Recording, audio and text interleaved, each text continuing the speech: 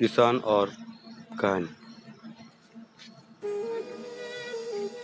एक गांव में एक किसान फार्मर रहता था। उसकी सारी जमीन पिछले 2-3 सालों से सूखी और मार झेल रही थी और वो पूरी तरह से सूख चुकी थी। सर्दी का मौसम चुका था। किसान पेड़ के नीचे आराम कर रहा था। शाम को हो चुकी थी, तभी उस नजरअंदाज बिल पर गई। वहाँ एक सांप स्नेक अपना फन उठाए बैठा था। किसान के मन में एक बात आई कि यह सांप तो सालों से ही रहता होगा, लेकिन मैंने इसे कभी पूजा नहीं की, और शायद नहीं इस वजह से कि मेरी सारी जमीन सूख चुकी है। किसान ने ठान लिया कि मैं हर रोज सांप की पूजा किए करूंगा। किसान एक कटोरे में दूध मिल्क ले आया और बिल के पास रख रहने के लगा। नागराज को मुझे नहीं पता था कि आप यहाँ रहते हैं, इसलिए मैंने कभी आपकी पूजा नहीं की है। मुझे क्षमा करें। अब से मैं रोज आपकी पूजा करूँगा। किसान सोने चला गया। सुबह देखा तो उसे दूध के कटोरे में कुछ चमक रहा था। पास जाकर किसान ने देखा तो वह सोने का सिक्का था। अब तो यह रोज का सिलसिला हो गया था। किसान रोज सांप को दूध पिलाता और उस सुबह एक सोने का सिक्का जैसे गोल्ड कॉइन मिलता।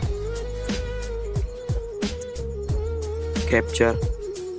एक दिन किसान को किसी काम से दूसरे गांव जाना पड़ा, तो उसने अपने बेटे को रोज सांप को दूध पिलाने को कहा।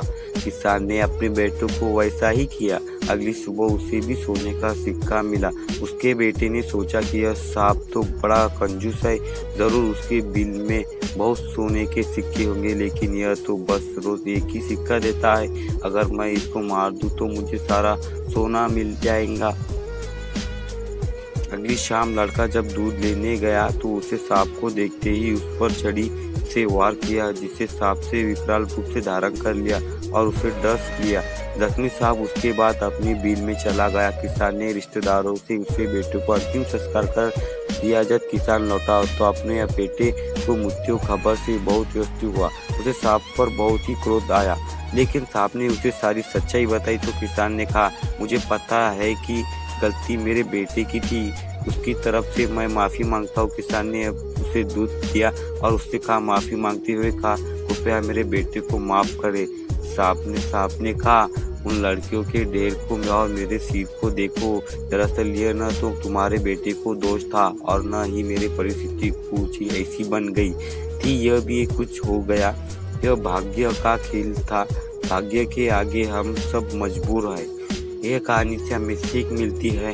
यह सच है कि भाग्य अपना खेल खेलता है, लेकिन हमारे कर्म भी मायने रखते हैं। लालच का फल हमेशा बुरा ही होता है।